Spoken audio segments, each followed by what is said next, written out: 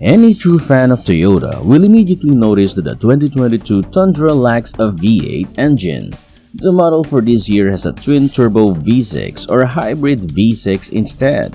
Fuel efficiency is improved by this. Now, let's be honest. If you need a Tundra for work, you should prioritize a powerful workhorse with performance over EPA ratings and green energy sources. Today, I'm going to discuss the key details you should be aware of before purchasing a 2022 Toyota Tundra.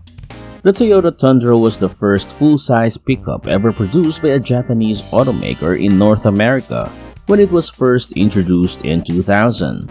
The Tundra is still only produced and sold in North America. For 20 years, it has been a mainstay in the trucking industry. 20 years may seem like a long time, but when it comes to full-size trucks, Toyota's American roots aren't all that deep when compared to its main rivals such as Ford, Chevy, and Dodge. The Thunder was initially made by Toyota in Indiana. Later, the Toyota plant in San Antonio, Texas took over the production in the same factory where Tacoma used to be produced. That was in 2008, and that is still where they are still made. The Tacomas are all produced in Mexico. Few people are aware that the term Tundra was acted upon following a legal dispute. Given that America is the land of lawsuits, it seems appropriate. Because it replaced their smaller truck, the T100, the Toyota reportedly wanted to initially call the vehicle the T150. Contrary to popular belief, Ford sued Toyota because they claimed the name T150 was too similar to their popular F-150 series. Toyota decided against continuing, and as a result, the Tundra was created. The Tundra has historically had two engine choices, a V8 or a V6, but the third generation will now begin with this new 2022 model. For the first time, Toyota completely redesigned the truck, eliminating the option for a V8 for customers. It's a little ironic because Americans praised the Tundra's V8 when it was first released. Toyota purposefully designed the Tundra to take the place of the T100, which only had a V6. Will this put some people off then? If you're wondering what the big deal is, the Toyota Nixon's V8 positive or negative effects on you will depend on the kind of vehicle you require. That is the conclusion after all. A V6 is suitable for general daily use when transporting a family. The fact that a V6 has fewer cylinders than a V8 is one of its biggest advantages. As a result, it is less nose-heavy because it weighs less. Better acceleration and navigation are the results. In other words, managing your corners, curves, and turns is simpler. If you time your acceleration properly, your car will perform better than a V8. This is a result of the V6's reduced propensity to fade or drift, of course. Given the high cost of gas today, getting a V6 over a V8 would also provide you with the benefit of better fuel economy. Contrarily, V8 is extremely thirsty beasts. The V6 has an additional benefit over the V8 in that it has fewer parts. Less maintenance requires fewer components, which reduces stress. Undoubtedly, a V6 can still experience costly issues. Look, it's not flawless, but compared to the overall lifetime cost, the V6 will be less expensive to repair over time. For occasional or typical daily passenger use, that is. By selecting a V6 over a V8, you won't necessarily lose anything. However, let's contrast the output of a V6 and a V8 generally.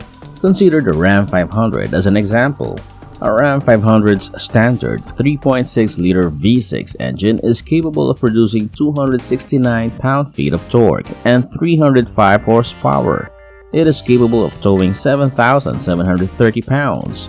You will receive 395 horsepower and 410 pound-feet of torque from the 5.7 Hemi V8 in the Ram 500. The V8 has a towing capacity of more than 11,600 pounds without its e-torque feature. You can see then that a V6 truck cannot tow as much as one with a V8 engine. All things considered, there are some excellent SUVs on the market today that can tow heavy loads without needing a V8 engine. Consider the Ford Expedition EcoBoost as an illustration. It has a staggering 9,200 pound towing capacity. All of that is due to the torque of 460 pound-feet. In the V4 V8 class, this car has the highest rating in its category. Did you know that older V6 muscle cars were in fact rather depressing and slow? Anything less than a V8 engine was viewed as embarrassing, to put it mildly. Today, however, the situation is entirely different. Vehicles with V6 engines like the Camaro have a respectable amount of power. Additionally, automatic transmissions of today are more capable than earlier models. Even Land Rover has switched from primarily using V8 engines to V6 ones. Their V6 engines still provide you with the horsepower and torque that a typical daily driver needs, though you can still work with the manufacturer to upgrade your car if you want to. This is a different story if you're not an average driver though. Let's say for illustration that your line of work necessitates the daily use of a workhorse. A V6 is probably not the engine for you in that situation. A V8 engine will be more effective if your truck must frequently tow heavy machinery. The benefit of a V8 over a V6 when it comes to towing is the main benefit of choosing a V8 over a V6. The torque and balance are provided by the V8. The V8's rear torque ratios are constructed for maximum towing capacity. Additionally, many drivers claim that the V8 produces a quieter and smoother ride than a V6. Can a V6 truck complete the task at hand? Maybe. However, there will be an additional unpleasant element to take into account, such as noise. If you're set on getting a V6, an upgraded V6 diesel is your best option for coming close to the towing capacity of a V8. I would modify your cargo van if you drive to work with a lot of equipment in your truck. The V8's power is then what you need. With a heavy load, you have a better launch of the line or an improved start. Only a select few V6 sports cars and trucks can even come close to matching a V8's power. Let's return to towing for a moment now. Few people are aware of the fact that historically many full-size trucks had their towing ratings loaded with maintenance. Naturally, these led to a great deal of consumer confusion. As a result, SAE, also known as the Society of Automotive Engineers, developed standards for towing vehicles. In essence, it was a series of tests to find out how much weight a truck could tow. That occurred in 2010.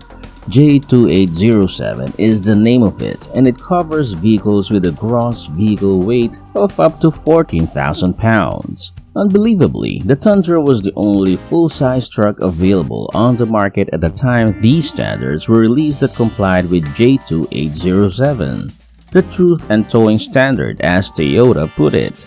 The standard was initially rejected by many other truck manufacturers, and needless to say, they have since come under fire.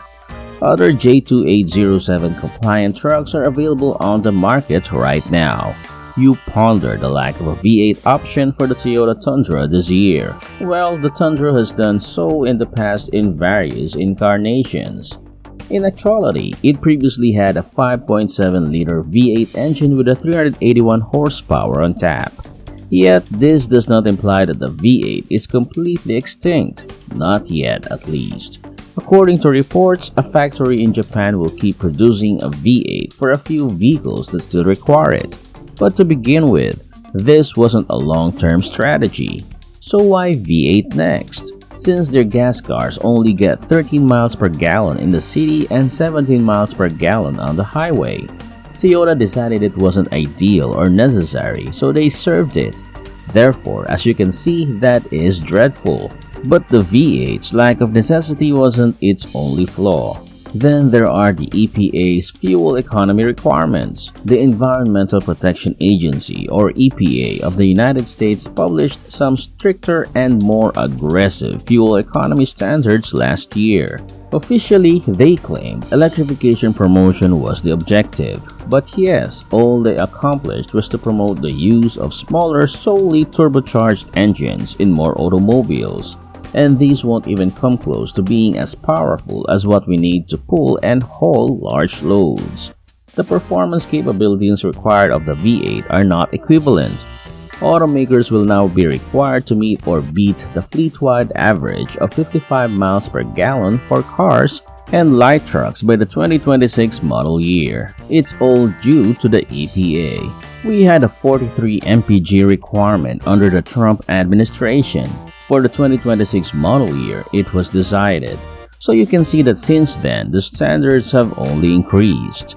The EPA defended itself by claiming that this action will result in fuel cost savings for US drivers of between $210 billion and $420 billion, and that is anticipated to last until 2015. If you're thinking, yeah, right, the EPA is convinced that consumers will save up to $1,000 by purchasing an EV throughout the vehicle's lifetime by the year 2026. You're in for a shock if you think the EPA has done well. By no means are they doing with their plans. A separate round of legislation for new multi-pollutant emission standards using clean air was also announced. The vehicles that must meet these standards have the model year of 2027. Now, if you have so far enjoyed this video, kindly click the thumbs up button. Additionally, learn more about the Toyota Tundra 2022 by watching the video through the very end. What's the point then? The goal of President Biden's executive order strengthen American leadership in clean cars and trucks is to get US cars and light trucks as close to having no tailpipe emissions as is humanly possible. However, there is no legislation for this in the US Congress. Through the use of an executive order and the legal system, it is legislation. This means that a select few people have the ability and responsibility to decide how your car will develop in the future.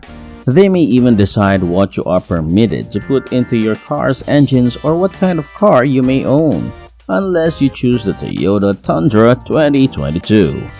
Even though the Tundra doesn't have a V8 engine, Toyota completely redesigned and re-engineered it for the 2022 model year.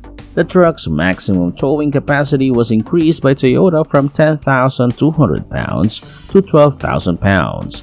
As a result, the Tundra has a greater towing capacity than the powerful Nissan Titan NXD. The Tundra of 2022 is now a heavy-duty truck, right?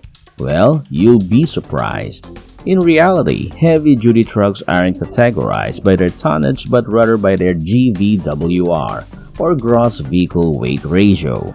GVWR denotes that the truck's maximum payload and bind weight are both greater than 8,500 pounds. The brand new Toyota Tundra can now transport 1,575 to 2,940 pounds in its bed. That is significantly less than the required payload for heavy-duty trucks. Therefore, 2022 is still considered a light-duty year for trucks. Technically, it isn't as robust as Ram of 250, 2500, or higher. The Tundra is a light truck, but that doesn't make it completely useless. There are some noteworthy characteristics of the Toyota Tundra 2022 that merit mentioning. One of the first Toyota vehicles to utilize connected technologies is the 2022 Tundra. You can choose between a standard 8-inch touchscreen panel and a 14-inch touchscreen panel with a completely redesigned multimedia system.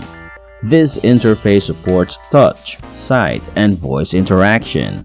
Because its native navigation system is entirely cloud-based, you can receive real-time updates via wireless connection. Furthermore, the voice assistant in the Toyota is more sophisticated, offering a wider variety of naturally voice-activated responses. Anything from "Hi" to "Yo" can draw attention. Tell me, truck fans, does the Tundra's lack of a V8 make you think twice about buying one?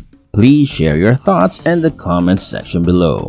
I'm Fred, thanks for watching. Please subscribe, like, and share this video. Did you know that the 2024 Toyota 4Runner will improve over the 2022 Toyota Tundra and the 2023 Toyota Sequoia in general capabilities, fuel efficiency, and feature package? Interested? Then click and watch the next video here.